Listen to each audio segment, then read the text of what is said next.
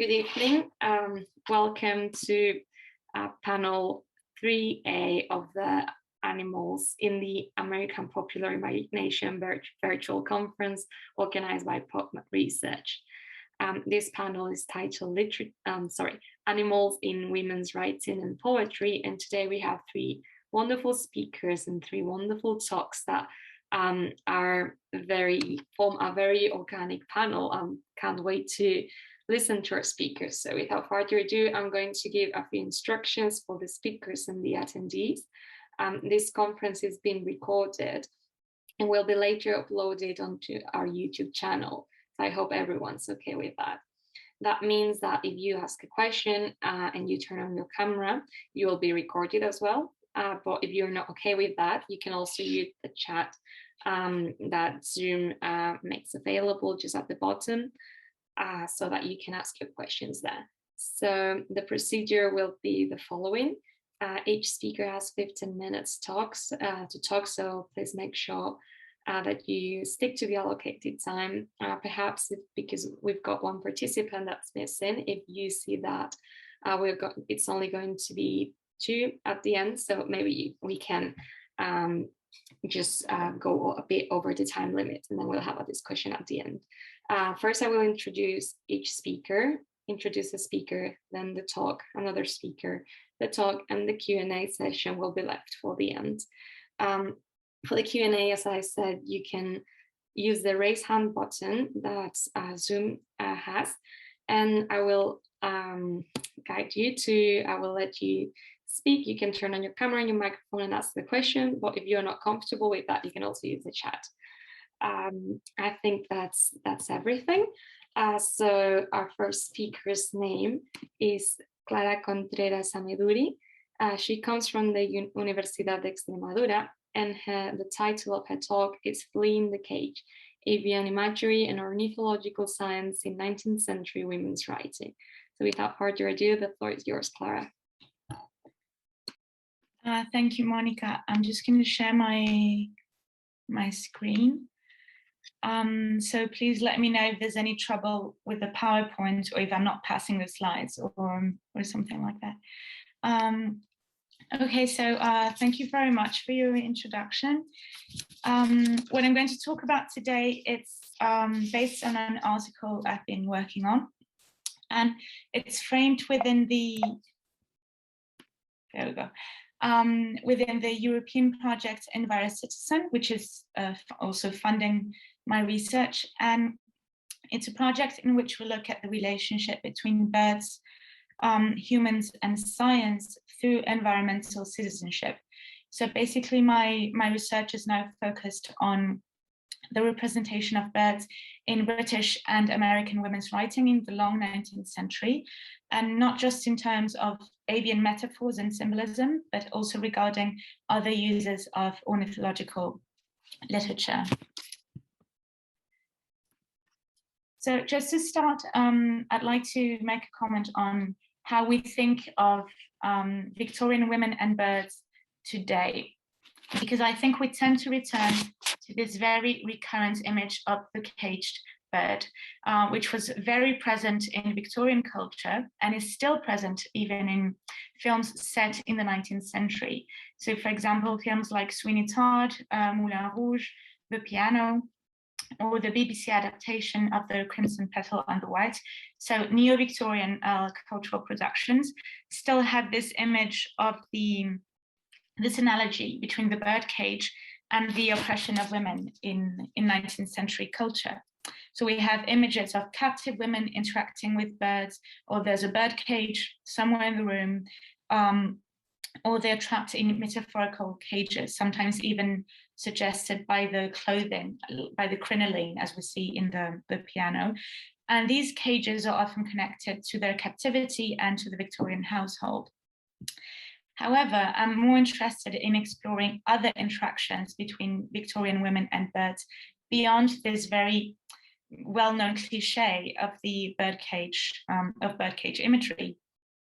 So I'm looking at how ornithological writing could be a tool for the active participation of women in early environmental activism, observing how conventional associations between avian metaphors and Victorian femininity were subverted through women's ornithological writing during the long 19th century. More specifically, I examine how women's nature writing about birds facilitated female participation in the traditionally masculine areas of scientific research, political activism, and literary creation, noting how female involvement in the observation of birds was instrumental in the period's transferring of female activity from the private to the public sphere in Britain, in the United States, and in the British colonies. As I hope to prove, the authors discussed here anticipated ecofeminist approaches to avifauna, reinterpreting the relationship between woman and nature by embracing bird watching as a subversive tool for non-normative behavior to move away from the angel in the house, which is the well-known ideal of Victorian femininity. In 19th century popular culture, women and avifauna were connected in many ways, starting with the traditional iconography of avian femininity, which appears in literature and art, dating back to at least 17th century painting, as we can see in the pictures. The famous woman and birdcage motif adopted different meanings throughout art history, ranging from female sexuality to the naturalization of the domestic space as women's proper sphere. Analogies between birds and women were so recurrent in Victorian culture that they were even reflected in the rise of feather and taxidermy fashion. As you can see in this picture, it was fashionable for women to just to wear feathered hats, but sometimes even a whole stuffed bird on their hat. And I'll come back to this later. Links between birds and femininity continued in well-known feminist reinterpretations of the stroke in texts by Mary Wollstonecraft, Charlotte Bronte, Olive Schreiner, and Virginia Woolf, just to name a few. And in this case, the bird becomes a symbol to denounce women's marginalization and silence, to challenge the restrictive condition in 19th century society as men's property and as ornamental objects, as is expressed in Jiménez's very famous quote, "I am no bird and no net ensnares me." Solidarity between women and birds can also be observed in didactic literature by women between the 18th and 20th centuries. So for example, in Susanna Watt's children's book, The Animal's Friend, we have an example of girls who are urged to instruct violent boys against hurting animals or against torturing birds. Such texts were usually part of larger animal protection campaigns in which women played a major role.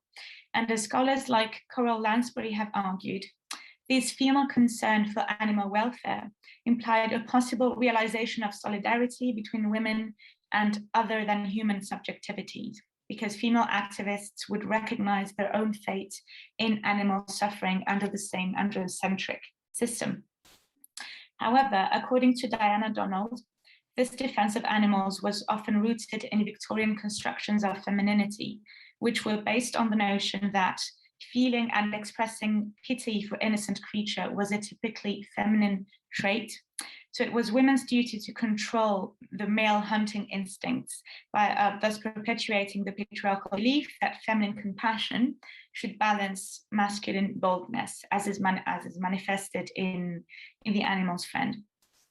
As we will see, nature writing by female ornithologists extends beyond this moralizing message for women, turning the birdcage trope around to embrace possible identifications between women and birds in more empowering and constructive ways.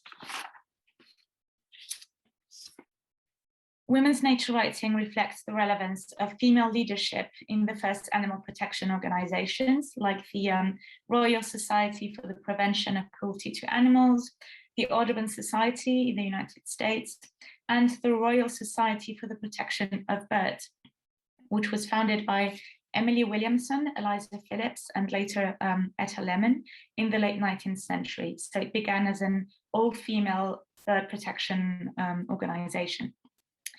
Taking into account the prominent involvement of American women in the bird protection movement, we can see how ornithological writing was an opportunity for women to verbalize their environmental concerns in public and to influence political decisions on a national scale decades before they could even vote. So for example, in texts by Mabel Osgood Wright, Olive Thorne Miller, and Fanny Hardy, we see intersections between the advancement of women's rights and environmental activism against feather fashion, which I've mentioned earlier, and against the plumage trade, which caused the mass annihilation of 5 million birds every year for the sake of huge economic profits, because that was really the thing to wear at the time. Anti-plumage activists were often ridiculed in 19th century press because they challenged gendered attitudes to animal suffering, which I've just mentioned, were based on the notion that women were expected to feel pity for animals, but they shouldn't really do much about it. As soon as they organized political activism against animal cruelty, they were harshly criticized for interfering in the public sphere too aggressively. So the idea was that women should denounce animal abuse because feminine sensibility should compensate for male violent instincts, but they couldn't be too angry about it because that would be unfeminine. Nature writers destabilized such cultural dichotomies by combining empirical observations and rational arguments with emotional approaches to nature in the bird protection advocacy, thus blurring boundaries between the supposedly separate attributes of masculine scholarship and feminine sensitivity. In this sense, women's ornithological literature fulfills what Inestra King defines as one of the main goals of ecofeminism, which is to deconstruct binary positions at the core of androcentric systems of domination, such as the equation of nature and women as secondary to culture and men. Female ornithologists contributed to the debate around the supposed affinity between woman and nature, a belief that was deeply ingrained in Victorian thought, by becoming active scientists and educators instead of just passive objects of study, available for masculine conquest, examination, and classification. By becoming the producers of culture, they proved that androcentric binary oppositions between a feminized nature and a male-dominated culture cannot hold. These women also challenged their exclusion from universities and other centers of learning. So for example, they didn't have access to scientific clubs, and they sometimes even lacked access to certain libraries and certain museum exhibitions. In response, these women developed alternative scientific methods by relying on networks of interpersonal collaboration to learn from other self-taught female ornithologists that ventured into the wilderness, leaving behind the domestic sphere to conduct field work in the outdoors. So this is again moving away from the ideal of the domestic angel in the house. So for example, in the first book by the American ornithologist Florence Merriam Bailey, Birds Through an Opera Glass, we have a pioneering proposal to observe birds in their natural habitat and to observe them live instead of shooting them to dissect their corpses and study them closely, which was what most male ornithologists were doing at the time. So what Bailey proposes is to use binoculars or opera glasses, as they were called at the time, in bird observation. And nowadays, binoculars are a basic tool for even amateur bird watchers, but it seems that until then, no one had actually thought of that. So this shows the author's ecological sensibility at a time when killing birds to study them closely was the norm in ornithological science. So her work is an example of how she proposed innovative methodologies in ornithological research and also encourages a more empathetic and a kinder approach, a more compassionate approach to the study of birds, and a more ethical alternative to the male-dominated practices of the day. And besides demonstrating her involvement in natural science and bird protection activism, she introduces feminist reflections in her birdwatching notes. So, for example, she writes about the female black-throated blue warbler, which is inaccurately named after the colors of her male companion. And she compares this bird to the condition of married women in Victorian society. So she says, quote, "Like other ladies, the little feathered brides have to bear their husbands' names, however inappropriate. What injustice! Talk about a woman's wrongs, and the poor little things cannot even apply to the legislature for a change of name." End of quote. These emancipatory aspects of women's ornithological writing can also be appreciated in the work of Llana Lewis, a Quaker naturalist whose self-taught mastery in several fields, including ornithology, allowed her to make her voice heard in the intellectual circles of Philadelphia, where she collaborated with famous scientists and she gave public lectures on avifauna, which was quite rare for a woman of her time. As she explains in her essay, Birds and Their Friends, it was this pursuit of birdwatching which encouraged her study of animal life in general. Ornithology also gave her greater mobility at a time when women were not expected to leave the house alone and unchaperoned. It gave her the opportunity to enjoy independence and freedom of movement. As she explains in the same text in Birds and Their Friends, to wander at will in a field or a wood, with the ear open to catch any note or song of bird and the eye trained to notice the least flutter in the branches, cannot fail to result in an interesting knowledge of bird life. So this mobility was a necessary quality in her exploration of the natural world. For female naturalists, this transgression into the outdoors implied not just expanding their sphere of action beyond the domestic space, but also engaging in scientific and philosophical debates that marked a turning point in Victorian culture. So, for instance, Lewis drew on her Quaker background to address Charles Darwin's theories on evolution through her views on natural theology. So this means that she embraced these new ideas through her belief that ecological processes like evolution were supposed to be the results of divine intervention and proof of the existence of God, as she argues in her lecture, The Development of the Animal Kingdom. Such contributions to crucial questions in the male-dominated spheres of religion, natural history, philosophy, were facilitated through her study of birds on the margins of the academic institutions from which women were banned. Sorry, I got my papers all a bit in a mess. Therefore, women's ornithological writing can be seen not just as a subversive incursion of women from the private to the public sphere, but also as one of the earliest environmental efforts. In 1921, the Parliament of the United Kingdom approved the Plumage Act, which banned the importation of feathers. And in the same year, the Supreme Court of the United States approves the Migratory Bird Treaty Act, which stated that the protection of birds was in the national interest.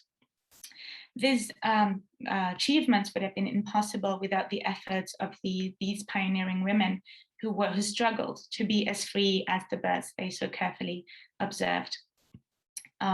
In their works, we can see not just early forms of conservation activism and arguments for the protection of nature, but also early forms of ecofeminism because of this tendency that I've mentioned of blurring the boundaries, not just between the masculine and the feminine spheres, but also between human and animal, reason and emotion, the private and public spheres, and so on.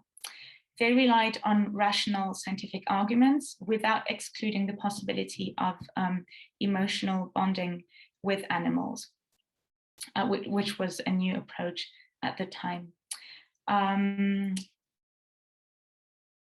So, sorry, I've got a bit lost because I lost my outline. But basically, this reinterpretation of avian imagery is a move away from this traditional iconography of the caged bird, which is usually attributed to Victorian women, and it is a turning the trope around to focus on more empowering and more revolutionary images and new relationships, really, between women and avifauna. So thank you very much for your attention. And here's my contact information and the project website in case anyone's interested in learning more about our project. Thank you. Thank you very much, Clara, for such an interesting talk. I've learned many things, just taking notes all the time. So thank you very much again. So our second speaker, I think I can confirm now that she's not here. So we're going to move on to our next speaker, whose name is Beebe from the University of Texas at Tyler. And her talk for today is titled The Loving Hind and the Wounded Deer, Deer in the Poetry of Anne Bradstreet and Emily Dickinson. So whenever you're ready, Anne, you can begin. Let me go ahead and share screen.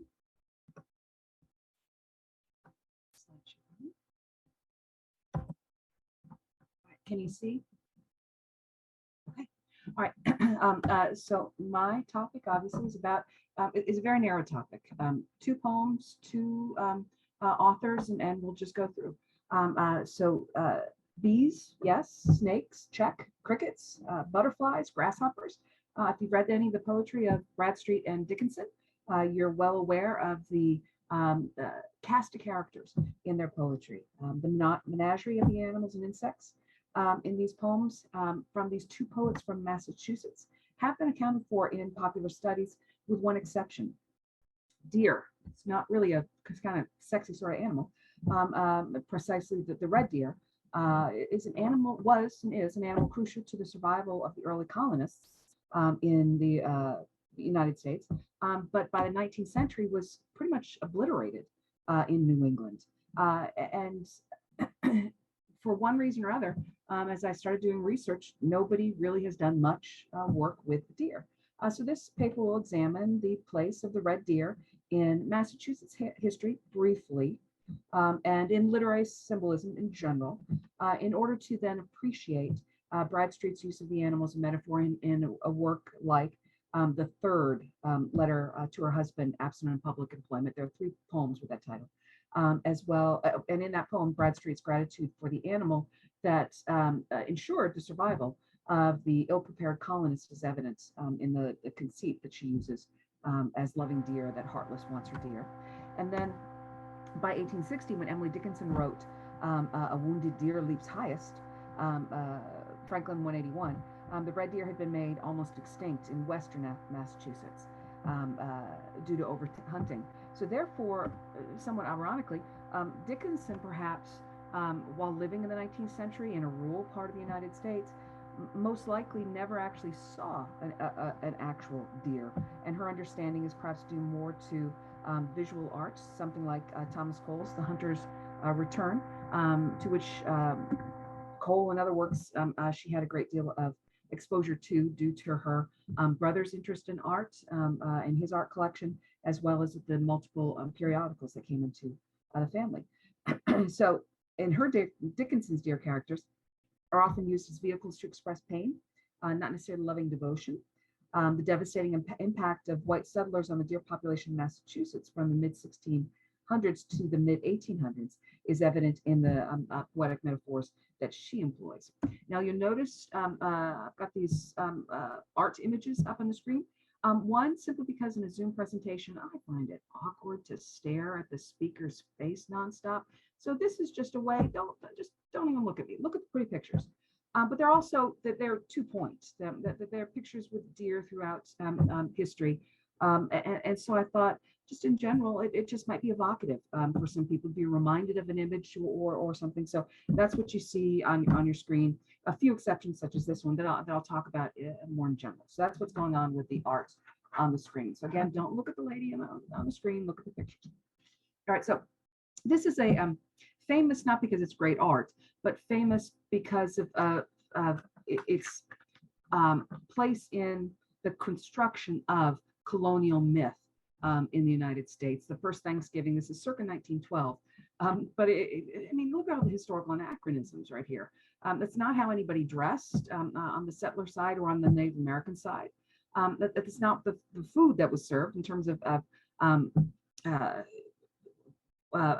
what we know. The colonists were starving. They weren't serving food to the Native Americans. The Native Americans brought 5 deer, and that was the reason for the celebration. But the erasure of the Native American contribution, including the erasure of the deer, is perhaps evocative here. So I wanted to use that as a turning point as we move into talking about deer in Massachusetts. But in Massachusetts and early America, you might be interested in Virginia Anderson's Creatures of Empire, how domestic animals transformed early America. And she talks about what life would have been like in the early America, and the colonists as they were setting up the different homesteads until they turned to large-scale clearing and more intensive farming practices. That didn't occur until the 18th century. And Bradstreet's the 19th century.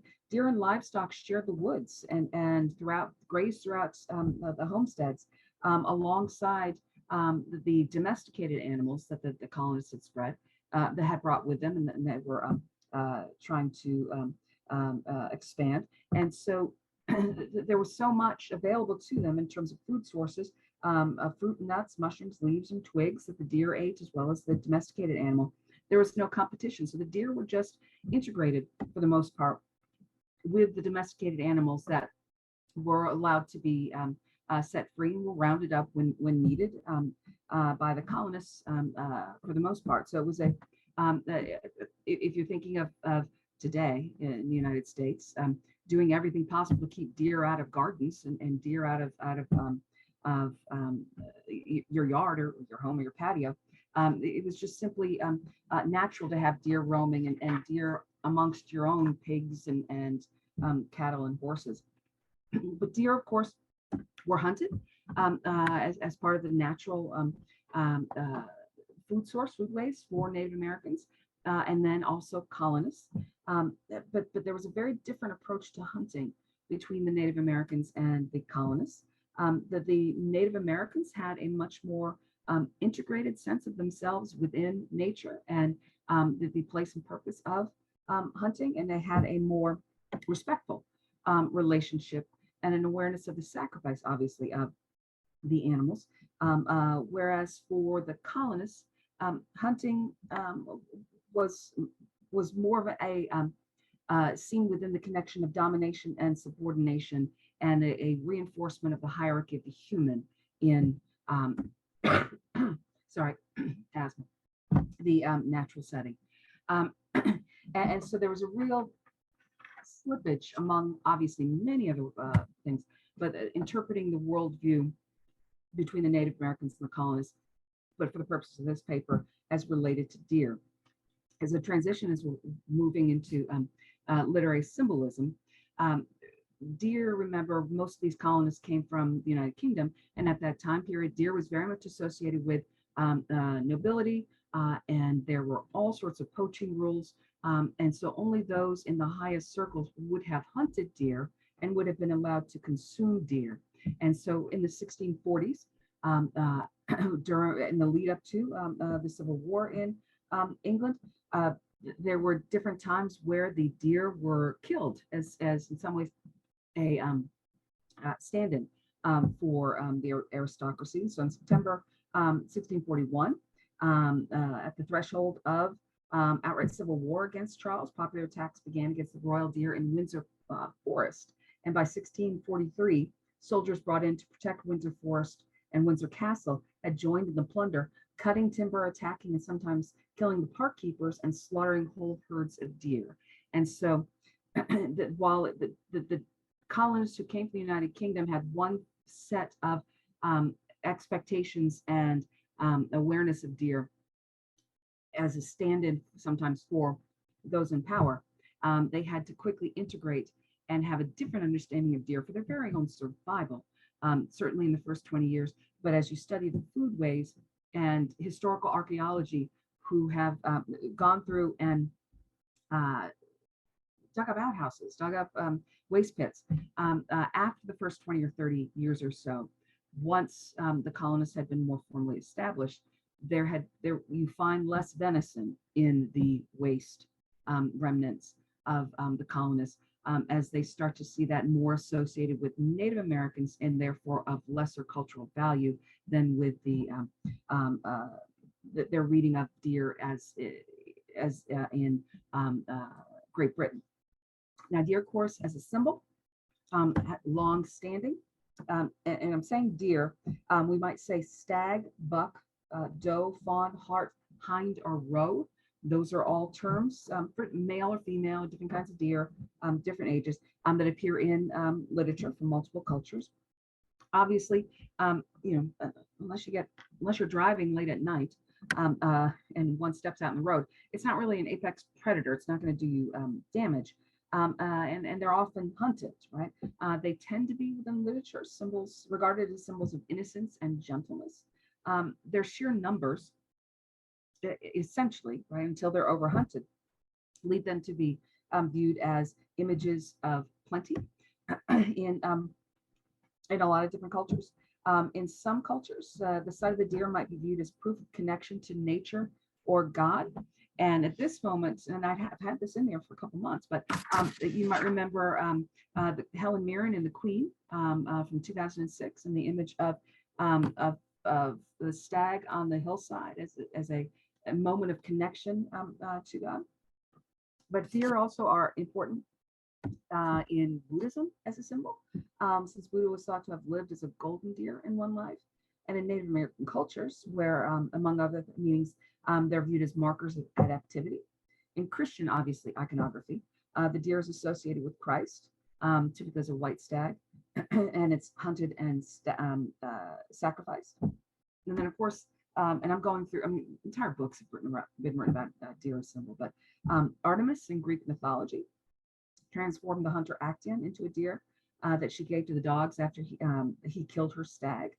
And then more precisely in literature, you've got the famous scene in As You Like It with Shakespeare, who Jacques has a scene where he's seen weeping over a dead deer, as if the deer is weeping itself. Chris Fitter sees that as a coded language, talking about politics. There's also famously Marvel's nymph complaining for the death of her fawn, that he views as a female lamenting the loss of her innocence. We have in the English language, of course, deer, the lovely idiosyncrasies of spelling, deer, D-E-E, and deer, D-E-A, as well as heart, H-A, and heart, H-E-A, have provided poets, with the opportunity for wordplay in their love poems. And so that's why perhaps in Petrarchan poetry, you might have some wordplay, English Petrarchan poetry, some wordplay with deer and heart and heart. And in those, deer, the hunt is often seen as a form of courtship. And so you might think of Chaucer's The Book of the Duchess, or Sir Thomas Wyatt's They Flee From Me, or William Cooper's The Task, or Shelley's, I can never say the poem. It's a really long word that starts with E, and I can type it in the chat room later if you want me to. All right, so that is the quick movement through deer in Massachusetts and some symbolism in deer overall before we now turn to these poems by Bradstreet and by Emily Dickinson. So this is actually from America at 1590, and you have John Smith in 1609 talking about having seen Native Americans take the hide and head of deer they'd killed and wear them in order to stalk the other deer, and so this made Theodore de Brye's image. But Anne Bradstreet was born in 1612. At age 16, she got married and then moved to the colonies in 1630 as an 18-year-old. She eventually had 18 children. She moved with her family 5 different towns. They landed in Salem, then Charleston, Cambridge, Ipswich, and North Andover, both on the east side of Massachusetts. Her husband was active in colonial politics, which meant he was often away from home for months at a time, including a return trip to the United States. And she wrote, obviously, several personal poems. That which has returned, as descended to us, are three letters called A Letter to Her Husband Absent Upon Public Employment. This is the third one, right, wherein she uses the image of the deer as this metaphor. So I'll just read the first 8 lines. As loving hind that heartless wants her deer, scuds through the woods and fern with hearkening ear, perplexed in every bush and nook doth cry, her dearest deer might answer ear or eye. So doth my anxious soul, which now doth miss a dearer deer, far dearer heart than this, still wait with doubts and hopes and falling eye, his voice to hear or person to describe. And this is the first octet in the in this beautiful poem, but then moves on to doves and mullet, a fish, in order to signify the absence of her husband. And so it ends again with the reunited image, all three of them, of the deer, the dove, and the mullet. And of course, the deer. Anne Bradstreet might have not been as familiar with the visuals that came before this one, but she certainly was familiar with Proverbs 5:19, that talks about how a wife should be as a loving hind to her husband. And the Song of Solomon, where the hind and the hart are figures of the bride and the bridegroom. And in this particular poem, with the hind, the heartless hind, searching for her dearest deer, she's flipping that imagery, as well as usurping in order to set aside the hunting imagery for which she would have been most familiar with day in and day out in the 1630s and 1640s. This poem is dated 1641 to 1643. We're fairly conclusive. So at a time when the colonists were still reliant on venison and had not yet seen it as just associated with Native Americans. And so flips and ignores, for the most part, the hunting image in order to take control of that image and associate it with the deer and the mullet. I can't help it. The mullet just makes me laugh when I think about fish as a love conceit. But that's my own personal opinion. But the returning to the poetic roots of the use of a symbol, at the same time, to a certain extent, defying the colonial view of deer as just simply something to be killed, as many as possible. And this is Andover, Massachusetts, 1655. On the left side, you can see Simon Bradstreet, the larger lot with your husband. Simon Bradstreet is her first son there. Okay. Moving to Dickinson quickly. Amherst is on the western side of Massachusetts. This is the map from 1860. In the top right quadrant, you can see W.A. Dickinson and E. Dickinson. W.A. is her brother at the Evergreens. E. is her father, Edward, there at the homestead. You can see it's a town. There no deer are going to be traipsing about. And by 1694, Massachusetts had to pass its first law outlawing the hunting of deer because they've been pretty much obliterated. The deer are now back in Massachusetts, but had been obliterated, so she would not have seen any. Emily Dickinson was born in 1830, educated at Amherst Academy in Mount Holyoke, did take trips to Boston, Philadelphia, Washington, D.C., but after 1865, she was primarily in Amherst. Her most prolific years were between 1860 and 1865. And this particular poem, Franklin 181, is from 1860. It's not as well known. It did appear first in the first edition of her poems in 1890, edited by Mabel Loomis Todd and Thomas Wentworth Higginson. There are two manuscript copies of the poem. One was sent to Susan Dickinson, now lost. The other in Fascicle 8, along with 19 other poems, including To Learn the Transport by the Pain, At Last to Be Identified, I've Never Seen Volcanoes, Except to Heaven She Is Not, and I Cautious Scans My Little Life. And it's a 3-stanza poem. The first stanza is the one that perhaps we want to look at more closely. A wounded deer leaps highest. I've heard the hunter tell, but 'tis the ecstasy of death, and then the break is still. And now with these Dickinson's imagery. The deer and the hunting of the deer is back because, of course, it's been exterminated. The deer becomes perhaps a symbol of the avarice and the cruelty of men, and men hunters are at this point, hunters are men. One psychological study that I don't put credence to, but there is one famous psychological study that is titled "The Wounded Deer," and uses that to talk about how to claim, again incorrectly, in my opinion, that Dickinson was a victim of incest, and so that this is a poem about. Yeah, I don't think that's right at all, but I have to mention this because it is the title of a fairly well-known book from a few decades ago. But Dickinson in the poem instead is using this as a image of death and avarice, and an imagining of, as she does in so many of her poems, the persona imagining that ecstasy of that moment of death. So it really belongs more in a larger sense of her work, imagining the experience of death, both from the standpoint of those who are grieving, as well as the standpoint of those who are dying. And I heard a fly buzz when I died.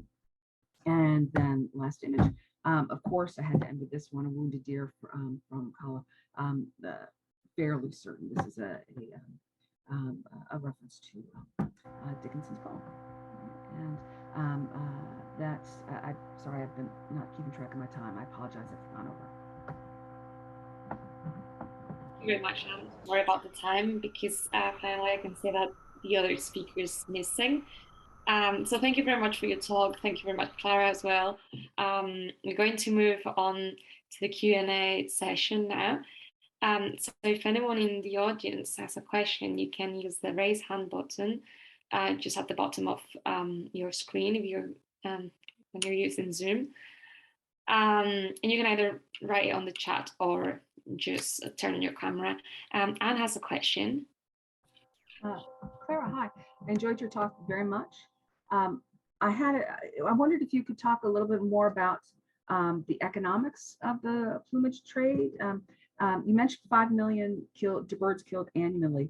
I'm wondering about the cost of the feathers and the taxidermy birds, the dangers of production, maybe in terms of chemicals, in terms of the workers and the process. I was just interested in the economics behind it.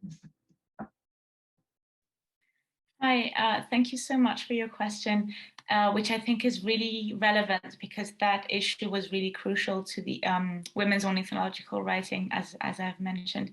I'm really bad with numbers, so I can't really give you like an exact number of the economic profit for Britain, for example, well, for the empire, really, but it was really huge. It was really profitable, especially certain species that were particularly valuable, like ostriches or snowy egrets, a lot of white birds with white feathers, which could later be dyed. So there was, as you have correctly pointed out, this whole process of workers involved in the millinery trade and dyeing feathers and so on. So I think it really complicates the issue because, for example, female ornithologists wanted to abolish the plumage trade, but then what about all those women that were workers and that they needed that money to make it to the end of the day? And then there's a really interesting book about this that I think will answer this question much better than me, which is a book by Tessa Bowes called Mrs. Pankhurst's Purple Feather. And it's about the whole crusade of the RSPB against the plumage trade and the women who founded it in Britain in the 19th century. And it gives a lot more detail, much more, yeah. I think you'll find it interesting. Yeah. But the short answer is that it was very profitable, and there were a lot of people involved in there, like the hunters, the milliners, the providers. So yeah, it's a really complex network. So, thank you. Thank you very much. Is there any other question? Either the audience or the speakers? If there are no questions, I've got one for each speaker. different questions. So, I'm going to start with the one for Clara. Let me see if I can phrase it well, because there were a lot of things on my mind as you were speaking, and there were questions that I was thinking about, but then you answered them in the next, because I was, at the moment you mentioned the public and private spheres, I always think about this book by Genevieve Lloyd that's called Man of Reason, and she talks about how the public sphere is associated with reason, whereas the private sphere is associated with emotion, like the house, etc. And then I was thinking that there might be some connection with this, and then you obviously said women were expected to feel pity towards animals but not do anything, but these women take the language of reason towards this and then put it in the public sphere. And I was thinking if in any of those writings what they do is actually take the language of emotion, which was supposed to be not as how to say, like not as seriously taken, and also take it to the public sphere, as I'm saying, well, there's nothing wrong with that. So just if you have some thoughts about that. Thank you. Yeah, that's a really interesting question. I think they were putting it out there in the public sphere, and actually, like I've mentioned, they were often ridiculed. And they were, for example, treated of like feather fanatics and things like that. And I think it's very much connected to this whole discourse of hysteria.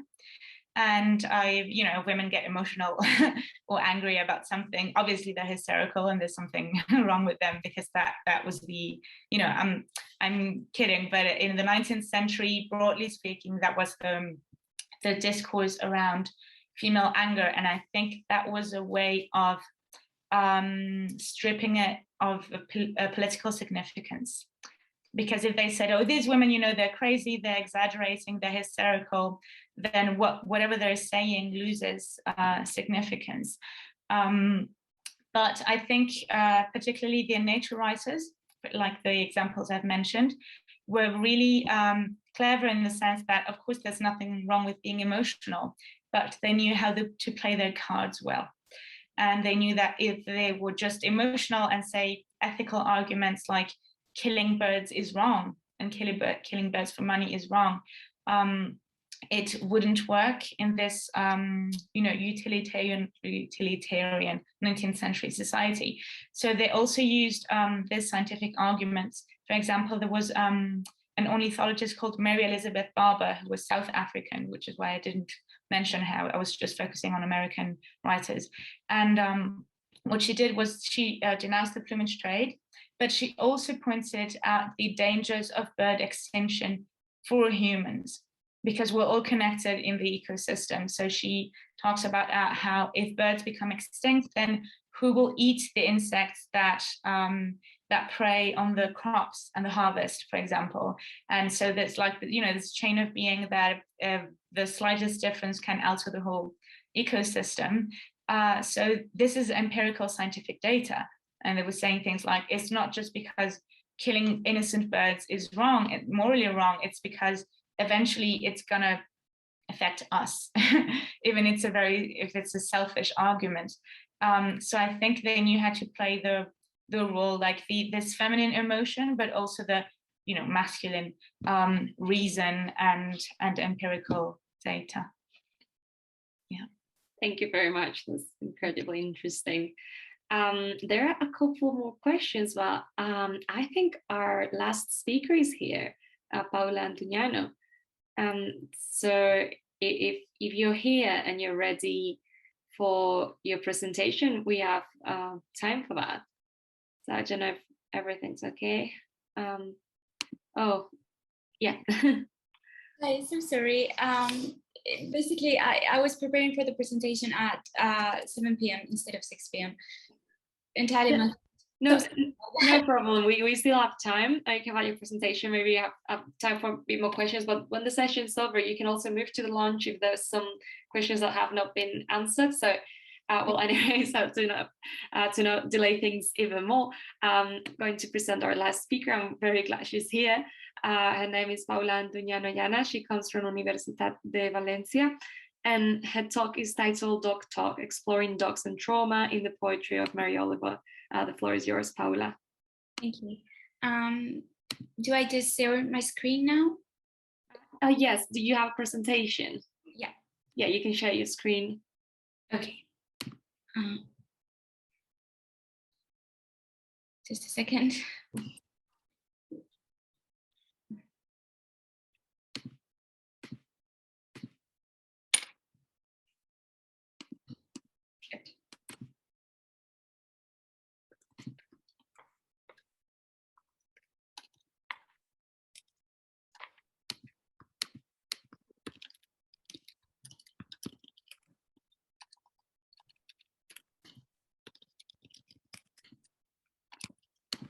Just a second.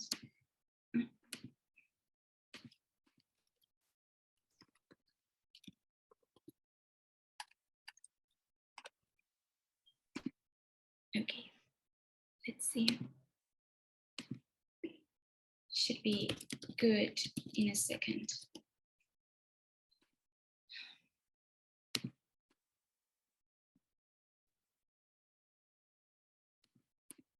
Okay.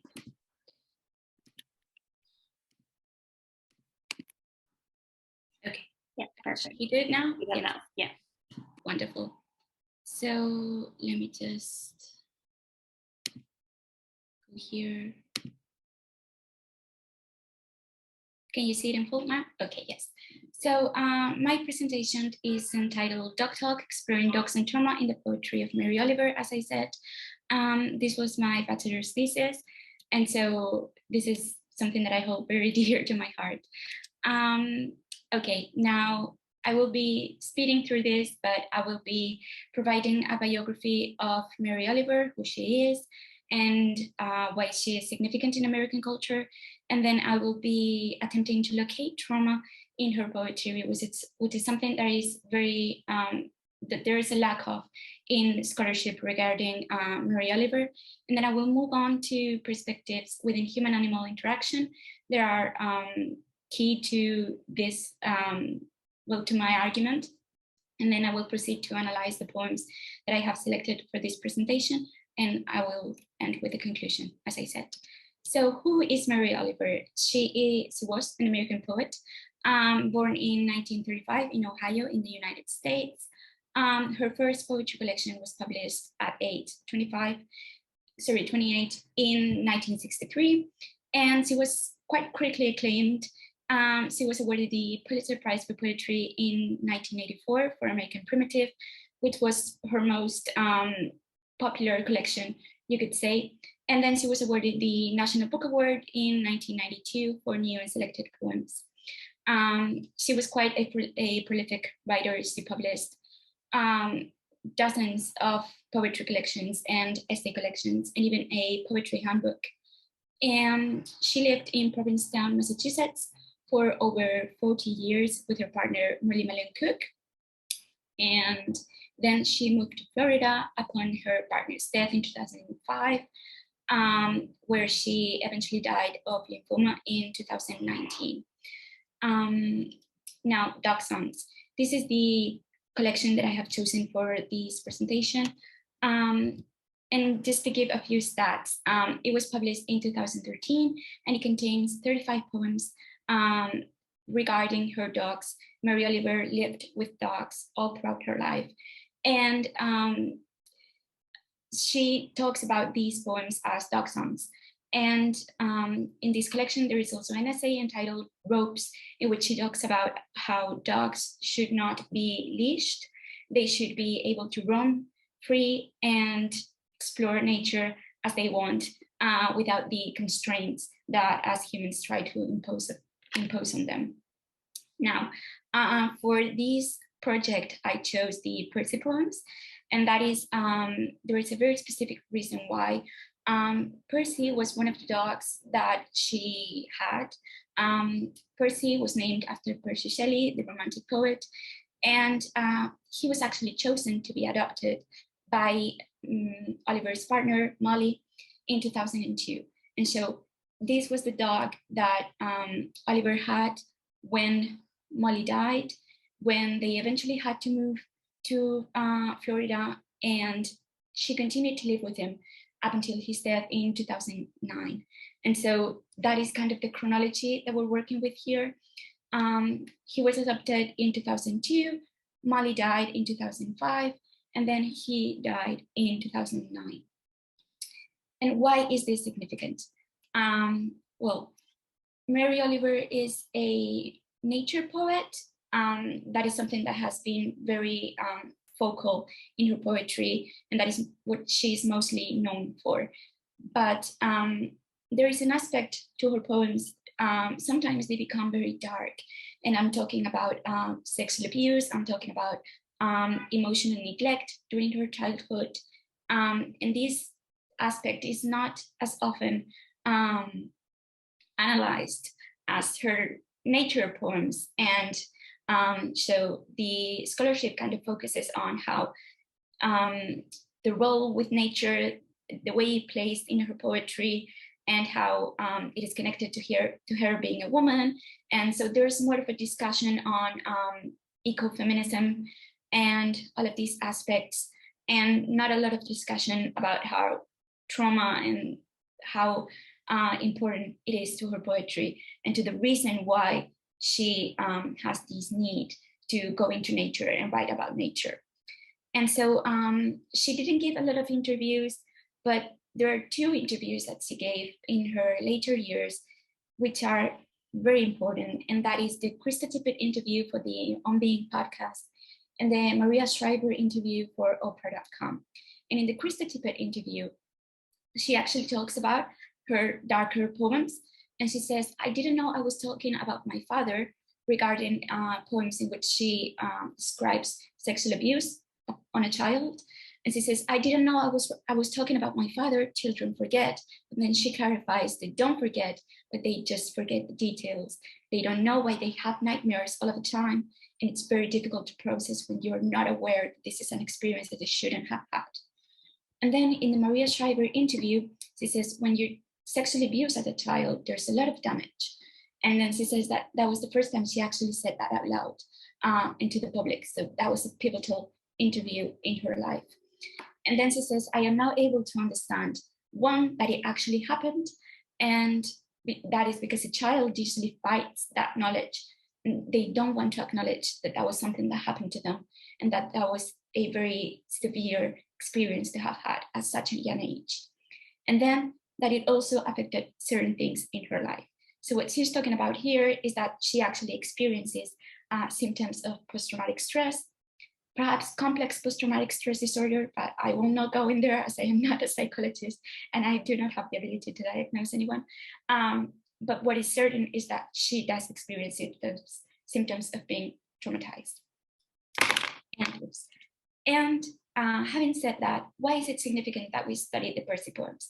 Because of the building block effect. And what it basically says is that there is a cumulative influence of traumatic events.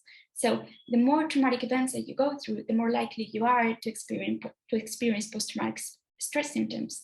And so if you are already dealing with the recovery, the beginning of the recovery process, because she didn't go into therapy until the later years in her life. So if you're already going into the recovery process for being sexually abused as a child, and your partner of over 40 years also dies at that time, that is going to be a very hardship, a moment full of hardships that you're going to go through.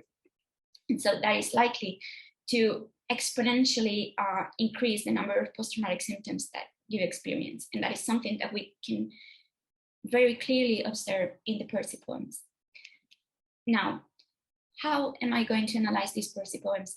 Well, there are 3 perspectives within human-animal interactions that are basically the pivotal theories that argue that being with dogs, being with animals, companion species, but in particular dogs, are particularly helpful in assisting someone who is undergoing post-traumatic stress. They basically say that it is very beneficial for a traumatized person to be within dogs, to have a dog, and they explain why. So the attachment theory basically it says that humans are genetically predisposed to form attachments with others. And so in a dog, that can be realized through bonding behaviors such as petting, scratching, playing, going on walks together, napping together, etc. And this is all things that we can observe in her poems, as she narrates in her poems. Obviously, this is something that also accounts for the mother-baby bond when a baby is born. So there's a release of oxytocin that is involved, be it with a mother and a baby, be it with a human owner and their dog. There is also the social support theory, and it's a theory that encompasses both the interactions that happen within the home, so the more private interactions, and that would be that animals are a source of companionship, non-judgmental support, unconditional love, but it also accounts for what happens outside of the homes, and that is that dogs, companion species, actually facilitate interactions between humans because they act as a buffer, as a social buffer in those socializations. And obviously traumatized individuals have a harder time trusting individuals and fostering those kind of interpersonal relationships. And then there's the biophilia hypothesis, which says basically that humans are drawn to nature because they feel calmer in nature, they feel calmer among animals. And that also accounts for the biophilia effect, which describes the link phenomenon that on a subconscious level, so it is not something that we are conscious of, on a subconscious level, humans seem to perceive animals and resting animals in their surroundings as proof that it is a safe environment for them. And so that is something that is key to the fostering of post-traumatic growth, because humans, in order to be able to recover from post-traumatic stress, they need to be able to feel safe in their surroundings, in their home, and in the outside world. And this is all something that we will see in the analysis. So moving now to the analysis. Okay. Oops. That was a spoiler. Dog love. Okay, too many spoilers. Just a second. Okay. So by living with an animal, let's bear in mind that Oliver lives with the animal and she is alone with Percy. As he says, Oliver is able to tap into the wilderness out of which Percy cannot step out entirely. And okay, in which we benefit. So we benefit from the wilderness, and that is something that Percy is inherently a part of. So by being with Percy, not only is she able to foster that relationship with him, but she is also able to have a part of nature in her home, because Percy is an animal, he's animalistic in his behaviors. And so that is something that makes, if she is not able to step out of her home because she is in the middle of a grieving process, then by having Percy at home, she is able to connect with nature somehow. And so wilderness, he says, is our home too. And dog is one of the messengers of that right and still magical first world. And so she views in Percy something that is magical, a magical being that is so primitive that she feels connected to it because it is a connection to nature. And so dog is a reminder of the pleasures of the body with its graceful physicality and the acuity and rapture of the senses and the beauty of forest and ocean and rain and our own breath. So with the dog, she is able to connect to so many more things than just having an animal in their home. It is significant because it signifies the beauty of the world, the fact that there is a world out there that she is not able to connect with at the moment because she physically can't. But with him, she can maybe go on walks and she can feel the animalistic impulses that he has and have a connection to that somehow. Then we can see social support theory. And this is something that is very beautiful in her poems because, as O'Hare says, companion animals facilitate interactions between humans, and that is something we also spoke about. And thus, they aid in traumatized individuals' reconnection with society. But also, they act as sources of non-judgmental support, perceived unconditional positive regard, and companionship. And this is something that is present in her poems, particularly in two of her poems, One is how we all became, and this is how we all became friends, which talks about how when she goes and walks and her dog meets another dog, that is the moment in which she forms a relationship with the dog owner. And so basically she says, if my dog becomes friends with another dog, then how could I not become friends with their owner? Because that says that they are sharing the same values, and they are both dog people, and so they are both good people that care for another human, they care for another being, and so that they are inherently good. But also there is another poem in which she asks her dog, and she says, how come when I'm able to talk to you, and you are able to answer? Of course, this is poetic licenses, they don't actually happen. But how come when I'm able to talk to you, you respond and you listen to me? And the dog says, precisely, because when humans talk, when you talk to humans, maybe they can walk away, maybe they can just act to not, choose to not listen to you. But I listen to you because I love you, and that is because I care.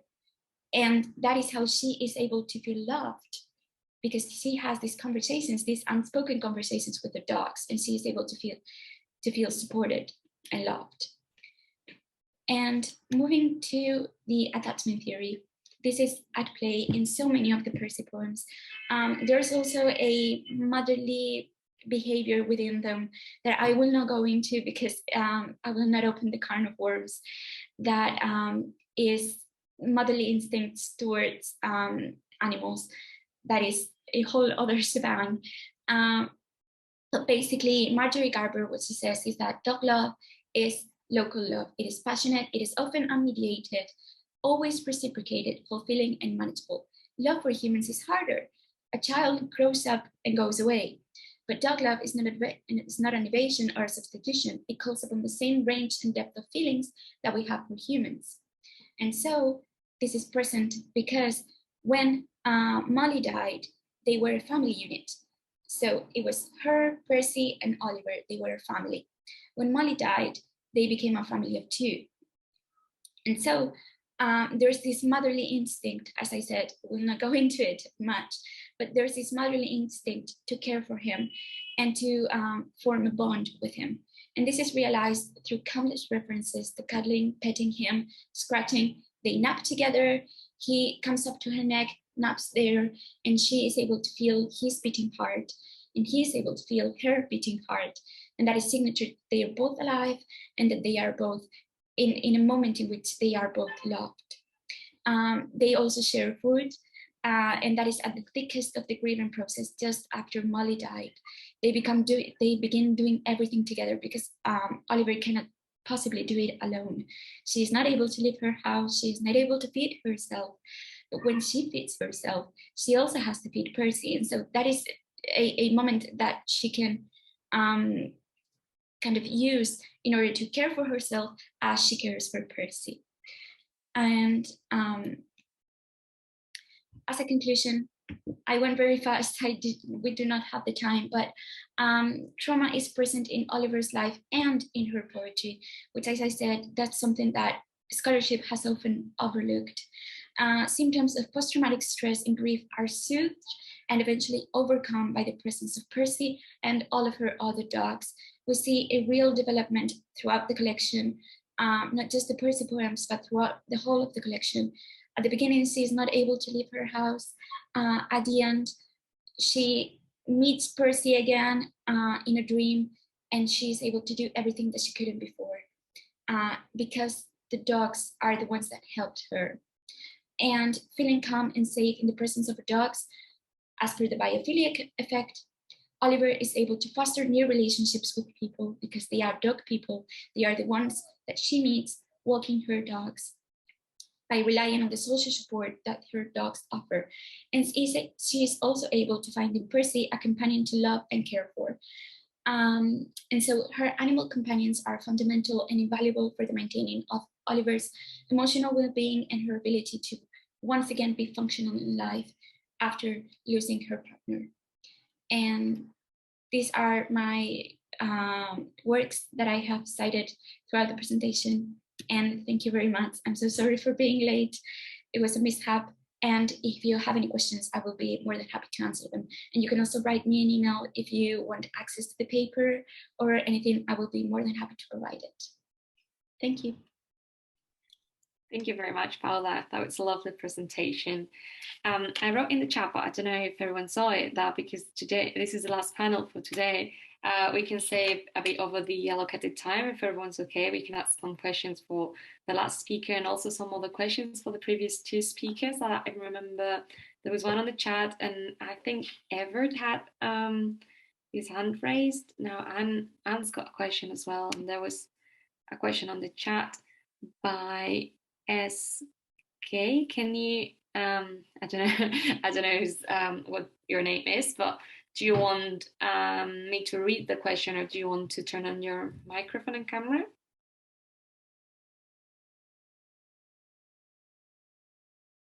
I think I'm going to read the question on the chat now. It was for Anne and Clara, so if you want to turn on your cameras, we can finish the discussion, obviously, if you have time. SK says, someone, sorry, I do not have a mic, so I'll read your question. He or she says, both the presentations were so nice, informative, and interesting. Thank you so much. I made a lot of notes to refer back to. The link between empathy, women, and animals has been so well described and discussed. Any of you or both can provide your views on this question, please. Is there any record of the women of those times facing any opposition, difficulty to pursue on this path, maybe from men or also from fellow women? So I think this is a question for Clara and Anne, and maybe also if Paula wants to comment on the link between empathy for animals and women, because maybe that was just also present in her presentation. You can go ahead. So, no who wants to begin?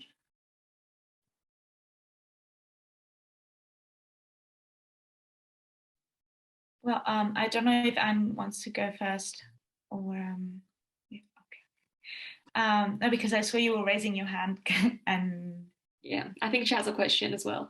Okay, yeah.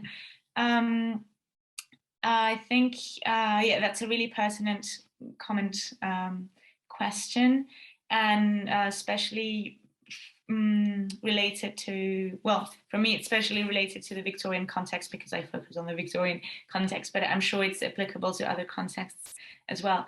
In terms of, I mean, it has been explored by many scholars in this link between women and empathy towards animals. For example, this author that I've mentioned, Diana Donald, in her book Women Against Cruelty, I think it's a really, really useful overview of how this notion of like feminine compassion towards animals was particularly present from the 18th century onwards, because that's when this division between the masculine realm of reason with the Enlightenment and so on, and the feminine realm of feeling and emotion was really like it really took shape in that ideological context. So from the 18th century onwards, we have a lot of texts by women which present, like I've mentioned earlier, this idea that women, just because they are women, should be good to animals. And then in the Victorian period, there's also, it is linked to the idea of the angel in the house, because women are supposed to be like a moral example for the rest of the household. Like the mother, for example, should be an example of purity and devotion to her family, and so on. And that includes innocent creatures and helpless creatures. And it has also been addressed there's this book called Animals and Women, edited by Carol Adams and Josephine Donovan, and there are several articles in there about feminine compassion towards animals. So, I mean, my idea, my opinion is that many of these women were, I don't know if using is the word, but they were like following that behavior because maybe they wanted to have more presence in the public sphere. I mean, they were generally concerned about animals, but that I think that belief that women are supposed to care about animals was rather convenient for them, because it gave them a sort of an excuse for their political activism in the public sphere, and for literary creation, for example, to publish nature writing. So I think like it is a quite an essentialist idea. I think that this idea that just because they're women, they should be more sensitive. But it was an advantage for women in the 19th century. And of course, they had opposition from, sometimes even from other women. And that's described also in this book I've mentioned earlier by Tessa Bose.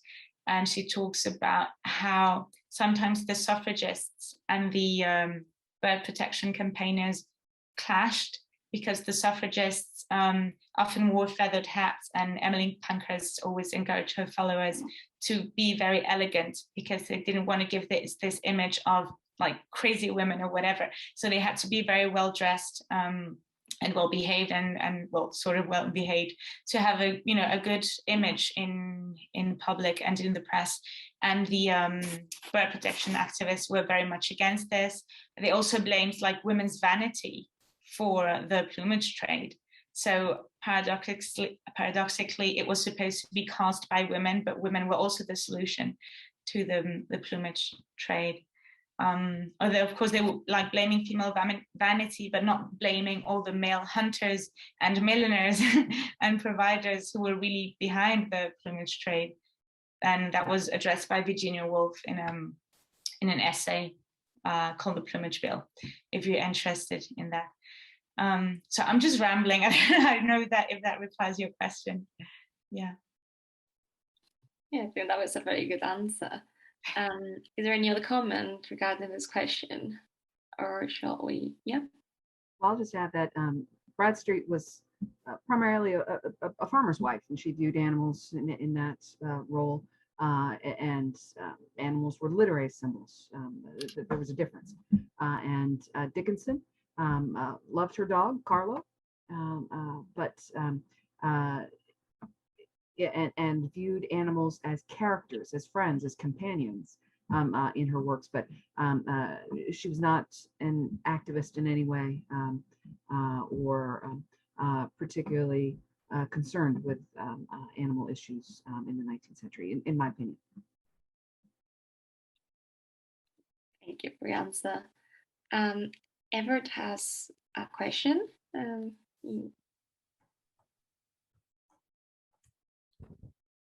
Yes, can you hear me? Yes, we can. Oh, good. Apparently my camera is not working, but oh, there I am. Hey, hello. It's working. I had a question for Anne about the puns on deer, because one of the things I had to think about is, on the one hand, of course, the puns that have to do with dearly beloved, but there's also the British dear as in expensive. And have you come across in your research any of that kind of punning, simply, the price of hunting or the price of shooting the deer? Or is there any punning in that kind of context? I have not yet found it. The deer is endearment, and deer the animal, I found them. But yeah, deer, the wealth gap in UK in the 17th century, when deer was forbidden for those other than the king, queen, and those they allowed to hunt deer. I guess maybe it was just too much of a political issue to pun with deer in terms of the price of deer. Yes, I can imagine. Yeah, it's a dangerous pun. Yeah. Okay, I was just wondering about that. That was it. Yeah, I'll keep looking. That's a great question. Thank you, Everett.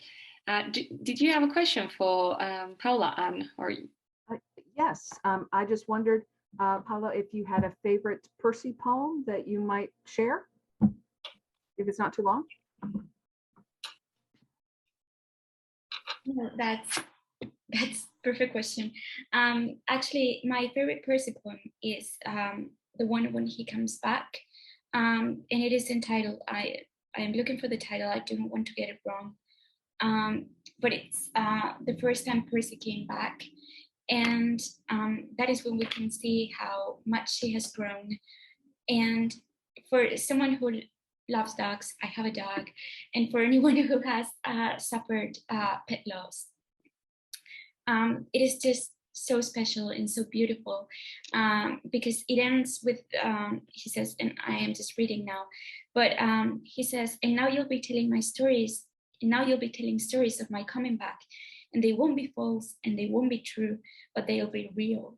And that is something that I actually ended my thesis with, because yes, these poems are not true, these conversations did not take place, but the love that human owners feel for their pets, that's something that's very real, and that relationship deserves to be celebrated in such a beautiful way.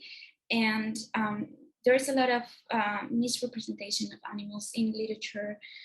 There's a lot of cruelty that is represented, particularly with dogs. And for just a while, maybe we can just rejoice in the beauty that comes with owning a dog and feeling that relationship, and the memories that you are left with even after they pass away. And yeah, that's my favorite Percy poem. But I recommend all of them. I recommend the collection, actually. It is just wonderful. Yeah. Thank you very much. Is there any other question from the audience? I was also thinking, I don't know if it's worth mentioning or if it has any significance, but I couldn't stop thinking when you were talking about the word puns and etymology of the word deer, of the German word Tier, which means animal, and the word deer in English comes from that word. So it's from the general animal, it has evolved into one specific animal. So I don't know if that has any significance, but well, obviously it means that deers were very, very important for in some cultures for a long time. But my real question, I just couldn't not mention, it was on my head. It's my last question, if no one else has another one, then we can wrap up. I really enjoyed your talk. I do teach Emily Dickinson and Bradstreet to my students, and it's but I've never taught them together, which might be a good idea.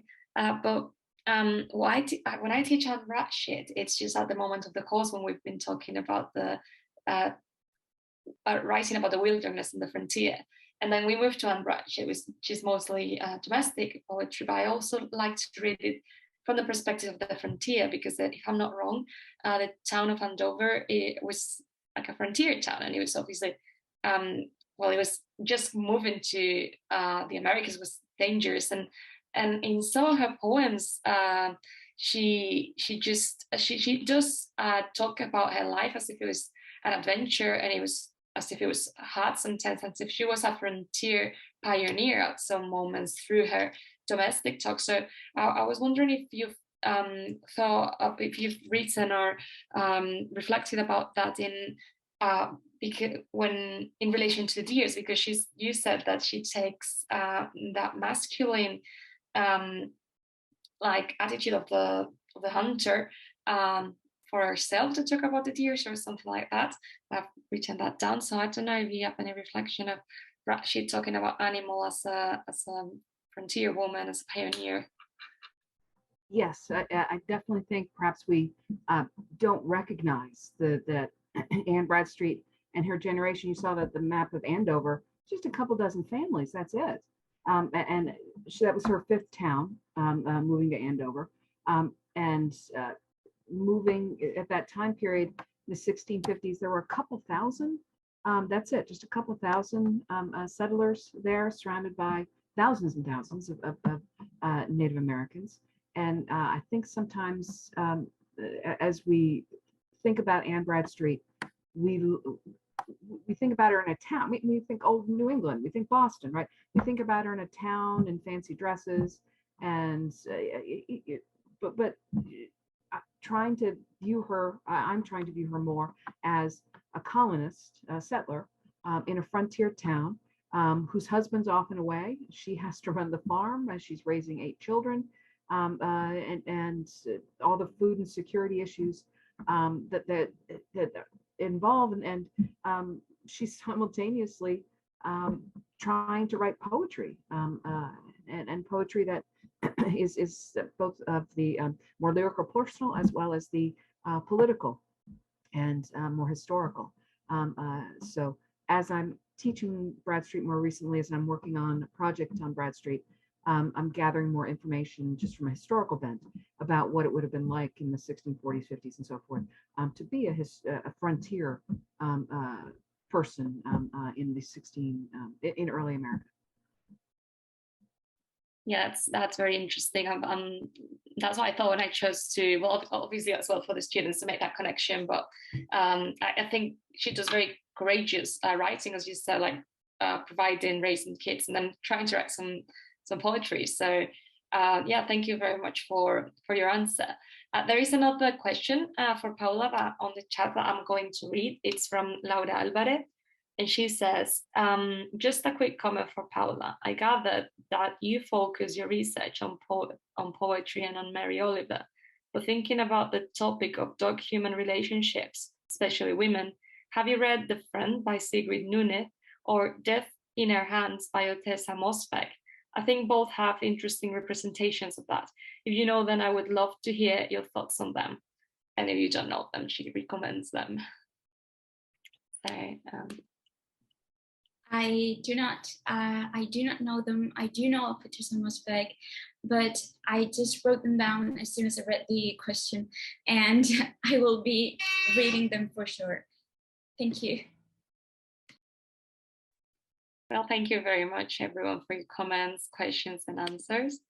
If there isn't any, there's a message on the chat. Laura says, I think you would enjoy The Friend in the framework of the research. Great, thank you very much, Laura. So if there is no more comments, no more questions, I think it's time to wrap up and close the session. I would like to thank all the attendees who have stayed until the end, and if they haven't as well. And of course, all our speakers. That has been a delightful session. Let's give a last virtual clap to our speakers, and I hope I can see you tomorrow. This is all for today. This has been a great conference so far. Thanks a lot to the organization, and thank you very much our speakers, Clara and Paula, for participating. I hope to see you again virtually or in person. Thank you.